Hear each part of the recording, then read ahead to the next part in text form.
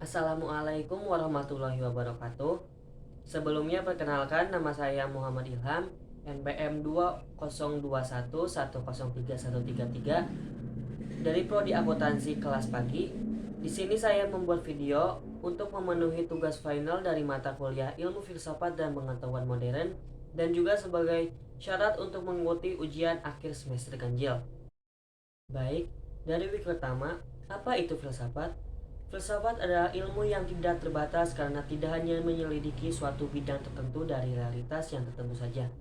Filsafat secara bahasa berasal dari kata philia yang berarti persahabatan atau cinta, dan sophia berarti kebijakan atau kearifan.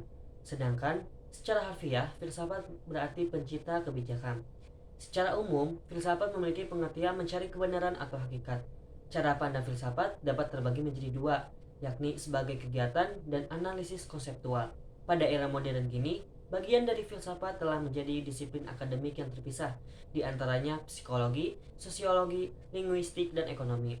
Lalu, filsafat buat apa?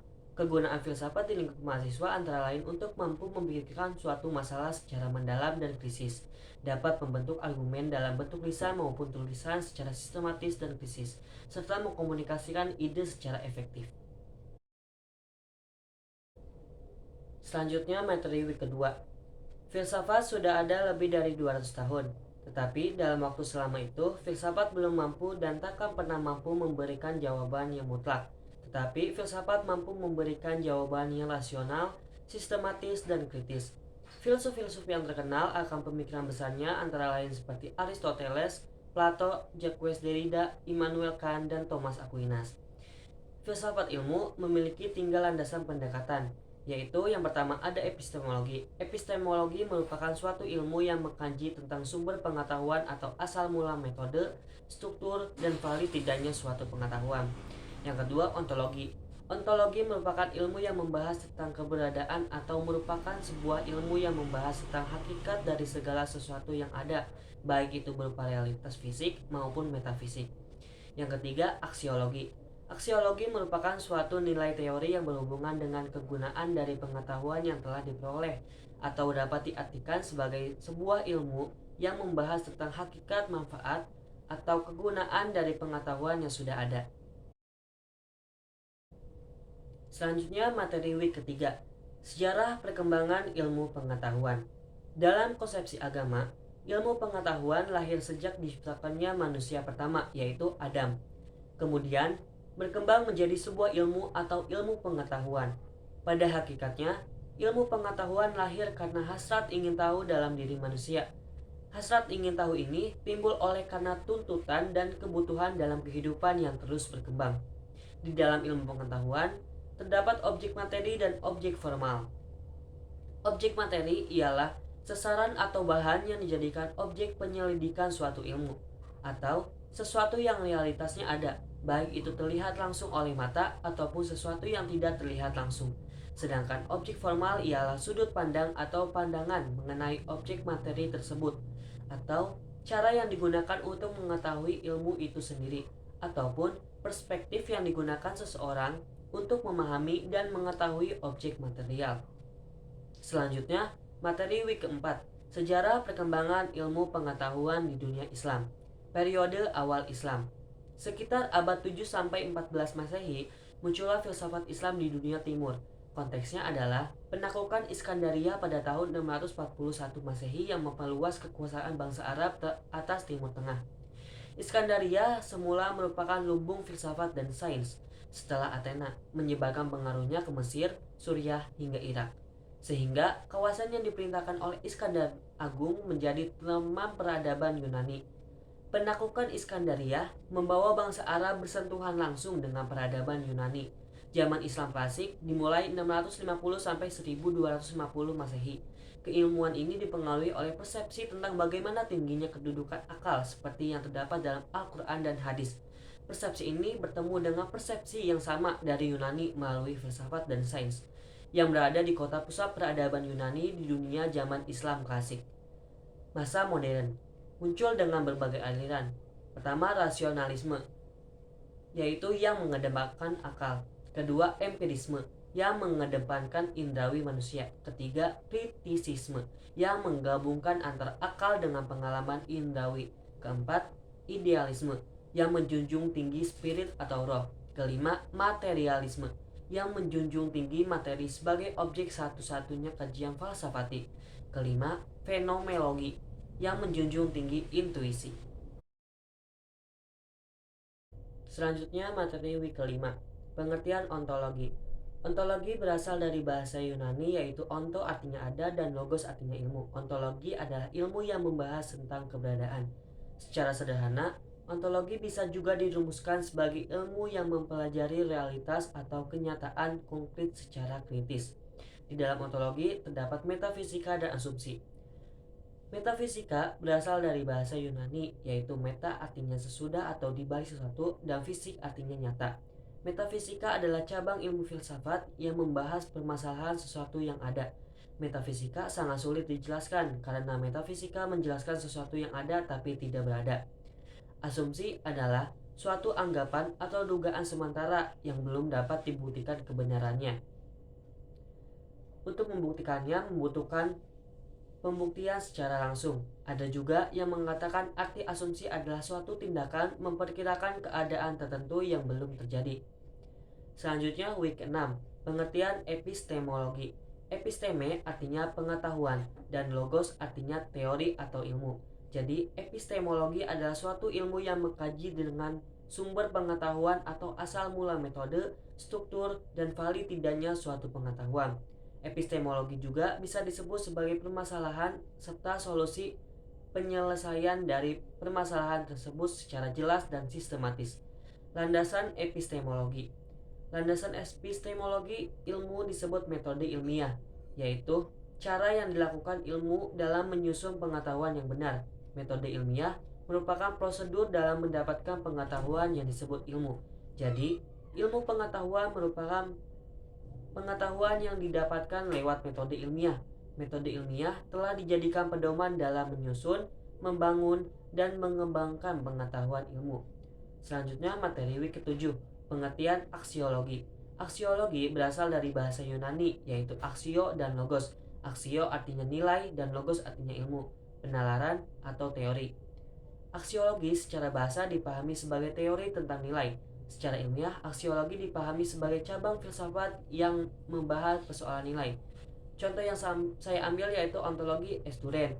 Epistemologinya, maksud dari Duren lebih ke penjualnya yang menurun akhir-akhir ini. Cara atau solusi untuk mengatasi penjualan agar kembali normal yaitu terdapat 3 cara. Yang pertama, dari segi promosinya lebih ditingkatkan melalui online maupun offline. Online seperti kita menggunakan sosial media untuk memperkenalkan produk, seperti kita menggunakan jasa orang lain atau lebih dikenal dengan endorse, dan kita memperkenalkan secara sosial media itu berbayar. Sedangkan offline lebih ke membagikan brosur-brosur gitu. Yang kedua, harga dari esnya sendiri agak dikurangi agar sesuai dengan kantong pelajar ataupun masyarakat, tetapi penjual tetap mengambil untung. Yang ketiga, menambahkan topping dari es itu sendiri sehingga menarik para konsumen untuk membelinya seperti topping keju dan lainnya, tapi sesuai dengan kantong masyarakat atau pelajar. Aksiologinya, tujuannya atau manfaatnya yang dapat kita ambil setelah melakukan solusi tadi, kemungkinan penjual akan lebih stabil dan kembali normal, serta akan menyeimbangkan laba terhadap penjualan es tersebut, walaupun harga dari es tersebut tetap dikurangin.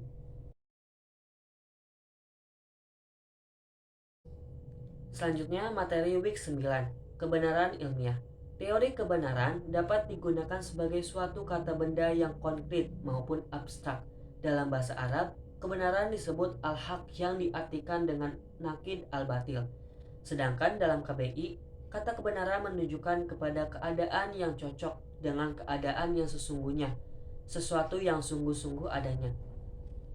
Adapun teori-teori kebenaran antara lain teori koherensi atau kesesuaian antara subjek dan objek sesuai kenyataan, teori korespondensi atau berhubungan langsung dengan realitas atau kenyataan, teori pragmatisme atau kegunaan yang ada manfaatnya. Selanjutnya week 10, kebenaran non-ilmiah.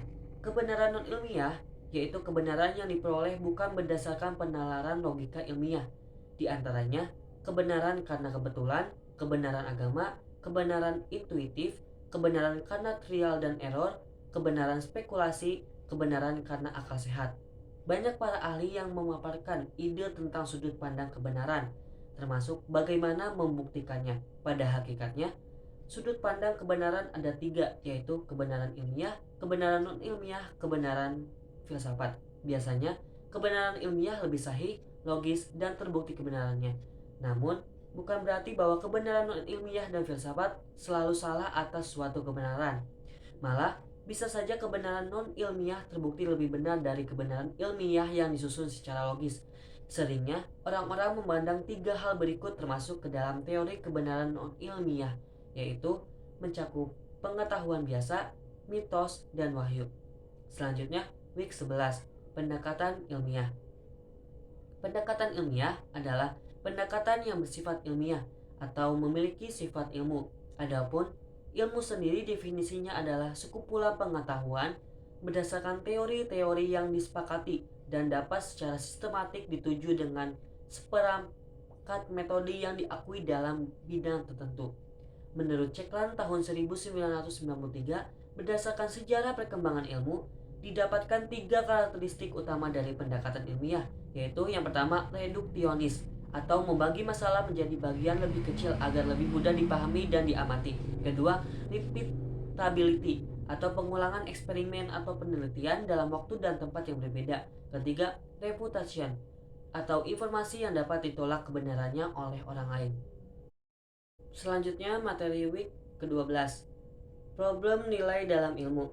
Dalam kehidupan sehari-hari, nilai berfungsi mirip dengan agama yang menjadi pedoman kehidupan manusia. Dalam teori nilai, terkandung tujuan bagaimana manusia mengalami kehidupan dan memberi makna terhadap kehidupan ini. Dalam filsafat, terdapat dua pandangan mengenai ilmu, yaitu ilmu bebas nilai dan ilmu terikat nilai atau tidak bebas nilai. Ilmu bebas nilai mengemukakan bahwa antara ilmu dan nilai tidak ada kaitannya. Keduanya berdiri sendiri. Sedangkan menurut pandangan ilmu terikat nilai atau tidak bebas nilai, ilmu itu selalu berkaitan dengan nilai-nilai. Terkadang, nilai dan ilmu bertentangan akibat dari keduanya melawan hukum agama. Contohnya, cloning pada manusia, hacker, Illuminati, dan lainnya. Selanjutnya materi week ke-13, ilmu filsafat, ilmu alam, ilmu sosial humaniora, dan keagamaan. Berdasarkan keberagaman dan dinamika kebutuhan manusia, berkembanglah disiplin-disiplin ilmu, yakni ilmu alam, ilmu sosial humaniora, dan ilmu agama. Ilmu alam yang sifatnya fiskal atau material sangat penting bagi kebutuhan hidup manusia. Ilmu sosial humaniora dibutuhkan untuk memenuhi kebutuhan hidup mereka yang bukan berupa fisik atau materi, tetapi interaksi. Ilmu keagamaan merupakan suatu disiplin ilmu yang penting bagi kehidupan manusia. Ketiga disiplin ilmu tersebut, terutama terkait dengan sifat kajiannya, memiliki kekhasan epistemologi masing-masing. Kekhasan tersebut tergambar dalam cara-cara kerja ilmu tersebut.